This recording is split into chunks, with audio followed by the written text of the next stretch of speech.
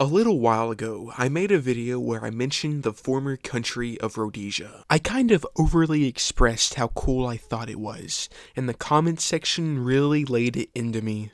I was called a Rhodesian fanboy, along with many other names, which left me with more questions than answers. I had previously learned that there were two opposing viewpoints when it came to Rhodesia. The first was that it was a white supremacist state and it deserved to be dead. The other is that Rhodesia was a failed dream, a land where God and capitalism reigned supreme, and the citizens tried with all their might before falling to the pagan communist. As with most things in history, I believe that the truth laid somewhere in the middle, but I favored more the latter side because I thought it was the coolest. I believe I thought this way because of how I was introduced to Rhodesia. One day I was on the internet and I saw this. I'm from Rhodesia. All Rhodesians, and we'll fight through again, then keep our land. So now you can probably see why I believed Rhodesians were the Chads I thought they were.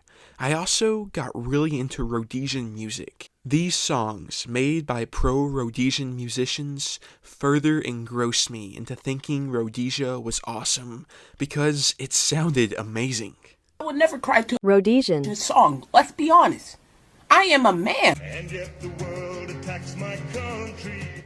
So in reality, I was a Rhodesian fanboy. Even though I had no idea how their country operated, their long-term goals, or how they handled the black majority. But in the back of my mind, I always wondered if I was being manipulated by a case of the lost cause effect. The lost cause effect is not an official term, but is something that I've named myself. Throughout history, there have been a lot of movements, and some of them have been so disagreeable that society has tried to kill them off completely. Even though these movements were pushed back, they continue to live on in various degrees because their followers make them appear better than what they actually were. A perfect example of this is how many Americans still believe the Confederate States of America were right, but they first had to have been convinced that slavery was not what their ancestors fought for. It is common for cases of the lost cause effect to make up good qualities of the ideologies and erase the bad ones. So in the back of my head, I always thought that maybe this is what was happening with Rhodesia. I knew that the only way I was going to get to the bottom of this was by doing my own research. And that is what I have spent the last month of my life doing. So sit back, relax, and let me tell you about Rhodesia. May I have this dance?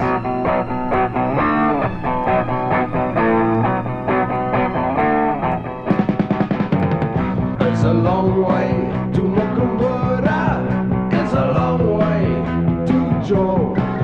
It's a long way from your hometown, but you can have yourselves a ball with your muckers. Goodbye, Bulawayo.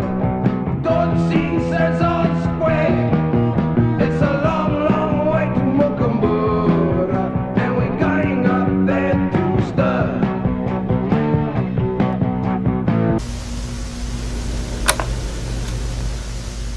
In order to understand Rhodesia, you first need to know how it was founded. During the late 1800s, southern Africa was experiencing massive economic growth, mainly due to the region's plentiful gold reserves. This caused the population of whites in the area to skyrocket, and men came from all corners of the British Empire to try and gain their fortunes. One of these men was Cecil John Rhodes, a tall, asthmatic teenager who would soon become one of the richest men in the world through the mining industry. Rhodes was a British nationalist who believed that the British Empire and her citizens had the right to conquer the whole world for the good of mankind. Well, Rhodes happened to see that north of South Africa there was a land ripe for the taking. So in 1889, he made the British South Africa Company, and with a royal charter signed by Queen Victoria herself, he began sending settlers into what would soon become North and South Rhodesia. By the turn of the century, a true society was emerging, so much so that in 1923, Rhodesia was recognized as a British colony. The settlers of Rhodesia were always small in number, but that did not seem to be a problem when they were protected by the strongest country the world had ever seen. But after World War II, the tides of British rule in colonial Africa began to change. After barely surviving 2 world wars, the British Empire was in shambles and could no longer maintain the colonial holdings it had spent hundreds of years acquiring. So in an effort to try and stabilize their colonial holdings in southern Africa, the Crown made the Central African Federation, which consisted of North and South Rhodesia and Nyasaland in 1954. This lasted until 1963, when it collapsed and Northern Rhodesia became Zambia and Nyasaland became Malawi. This left the curious case of Southern Rhodesia. Nobody really knew what to do with it. The current regime could not declare independence like its neighbor South Africa because there was not a large enough white population to justify minority rule, which at the time was only around 4% of the total population. But there were also too many whites to let the colony go into majority rule, where more likely than not the lives of loyal British citizens would be at risk. So the British pushed the question off, though some Rhodesians claimed that they had received confirmation that one day they would be given rule. As time wore on, the need for action became more and more apparent for the minority-ruled government. And with the election of Rhodesian Prime Minister Ian Smith, Rhodesia issued the Unilateral Declaration of Independence on November 11, 1965, informally becoming an independent state. This is a big deal when you consider that the only former British colony to do this was the United States. It was a mixed start for the dissenting colony. The British used their pull in the United Security Council to issue worldwide sanctions on Rhodesia in 1966 and 68, though they were openly violated by Rhodesia's allies South Africa and Portugal. What made things worse was with the UDI came the start of the Rhodesian Bush War, a conflict that would last throughout the entirety of Rhodesia's independence. Though there were many challenges, the Rhodesian government was up to face them. For its entire history, Rhodesia had really only been a colony in name, and had little to no British intervention in public or government life. This experience allowed the government to have already worked out the kinks of self-governing, and it clearly showed. Another big factor that allowed Rhodesia to have breathing room was that the 2 Zimbabwe nationalist groups they were fighting, Zanla and Zipra, were constantly fighting amongst themselves, taking away their effectiveness. Now before I go any further, I need for you to understand the one factor that held the country together. That was the Rhodesian army. These guys fully understood how to fight guerrillas in the African bush. Using quick, effective tactics, they were able to run down the opposing forces and do the attacking rather than be the attacked, which was what America learned the hard way in Vietnam. And with shorty shorts like that, who could stop these brave soldiers? All of these factors allowed Rhodesia to get along for some time, with the entire world against them. Eventually, however, things began to take a turn for the worse, and in 1979, the Lancaster House Agreement was signed, and Rhodesia once again became a British colony, before officially becoming Zimbabwe, a majority-rule government. By understanding how Rhodesia fell, we can see the truth in what Rhodesia really was, and if it deserves to be remembered as the racist state or capitalist utopia that many around the world believe it to be.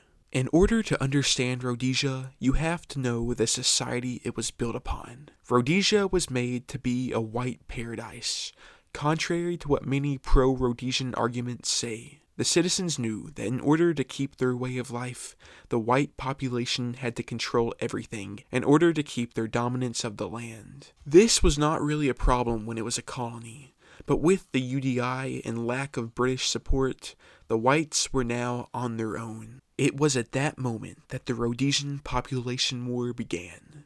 Starting in the 50s, the African population began to grow at a concerningly rapid rate, while the Rhodesian birth rate was dropping. This caused the government to go to some desperate measures in order to try and continue their unofficial rule. They began to heavily focus on white immigration in order to boost their numbers up, even going as far as withholding blacks' jobs in order to give them to white foreigners who were looking for work. You see, Rhodesia was a country of immigrants. At no time in its history did the number of natural-born Rhodesians outnumber foreign-born. So many would move in when it was convenient, then move out when times got hard. This caused a great problem for officials because they had to cater to white immigrants and always give them a nice standard of living when sacrifices needed to be made that the new arrivals were not willing to make. The increase of whites was important to uphold the regime, but the goal of 1 white for every 5 Africans, which was similar to South Africa, was never accomplished. But you might be asking, why would someone move to Rhodesia in the first place? And the answer is that Rhodesia was a white paradise. The cheap African labor allowed most whites to have one of the highest standards of living in the entire world. There was a car for every 4 citizens, 97% of whites had refrigerators, 1/6 had swimming pools, and when you combine that with an amazing climate, it is easy to see why so many people came. Catering to whites was not the only way Rhodesia was trying to win the war for their independence. They also took the fight to the African population. Starting in the 60s, government-sponsored African family planning programs were put in effect to slow the rising African population. They also set a limit on how much funding was available for African education in an effort to try and slow their intellectual progress. And even if an African did get the education, he was denied a job because the position he wanted was reserved for a white immigrant. I have heard many argue that Rhodesia was working toward a majority-rule government, but they were waiting for the African population to meet the education and economic requirements. These voting requirements are actually what American democracy was founded upon. But once again, this is just another clever ruse. Many of the Africans that did meet the education requirements were denied voting due to them not meeting the economic ones. This was mainly due to the large number of educated blacks who were unemployed. The reason, as I have said before, was that the jobs that they could have had were being withheld to be used as bait for white foreigners. This shows that Rhodesia was always meant to be a white man's country, an idea that in the age of civil rights and decolonization was a dinosaur, moments from extinction. As I have said many times before, the white population was small compared to the African numbers. The white population peaked in 1975 with around 278,000 citizens, or roughly 5% of the population. Even with such small numbers, whites controlled 42% of the total land, which included 75% of the best farmland. This means that the average white Rhodesian per square mile was 1, while the average for African land was 48. To put all this in perspective, there is a higher percentage of Asian Americans in the United States than there were whites in Rhodesia. That is crazy. So now you can probably see why there is no Rhodesia today. As the Bush War went on, and her allies Portugal and South Africa left her for fear of international backlash, more pressure continued to be put on the white regime. The ultimate goal of the government was to press on until Britain finally gave in and allowed their independence. But as the years went by and more peace talks failed, this idea seemed to be nothing more than a fleeting dream. What made things worse was that the white immigrants who were the lifeline for the regime stopped coming into the country and more fled into the neighboring South Africa. Rhodesia was always a country of foreigners, and when things were going well, this was not a problem. But time and time again, it was shown that when things got hard, the citizens simply moved on because they didn't have any roots or national feelings. What made things worse was that the military, which once had success in keeping order, was losing its grip. Starting in the mid to late 1970s, the safety that white Rhodesia had once felt began to end. Guerrillas ramped up their attacks on the countryside, to the point where many parts of the country could only be entered with a military escort. The only places that were safe were the cities, but they too began to be attacked and bombed. With all this happening, it was clear that the regime would not last, and whites began fleeing by the thousands. After 15 years, the country that defied the entire world finally came to an end. And how did a free Zimbabwe react to independence? They threw a frickin' Bob Marley concert. Though it has been over 40 years since Rhodesia ended, it continues to live on in various ways. It has become an idolized society for many white supremacists, very similar to how Southerners view the antebellum South. So my initial viewpoint of Rhodesia was wrong. But it really gets you thinking, what if white Rhodesia had actually integrated their society? Maybe Zimbabwe would be a powerhouse in southern Africa, with a Western-style government and army that would still be blazing the path of humanity to this day. But ultimately, that was not the path that Rhodesia took, and although it was an interesting part of history that we should take time and look back on, we should remember the Rhodesians for what they were. White supremacists who were remnants of a dead society. I'm History Geek Documentaries, and thanks for watching.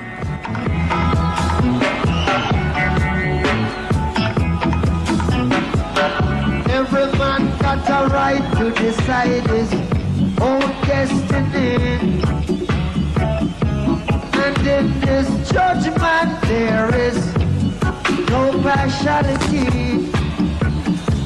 So arm in arms, with arms, we'll fight this little struggle, children. That's the only way we can overcome a little trouble. And brother, you're right, you're right, you're right, you're right, you're right. We gon' fight, we love to fight, we gonna fight, fight it for our rights. Not the mash it in a Zimbabwe, would they get it, go they in a Zimbabwe. Africans are liberate Zimbabwe, I liberate Zimbabwe. No more internal power struggle. Come together, overcome a little trouble. Yes, 'cause soon we'll find out who is the real revolutionaries. And I don't want my people to be contrary. And brothers, you're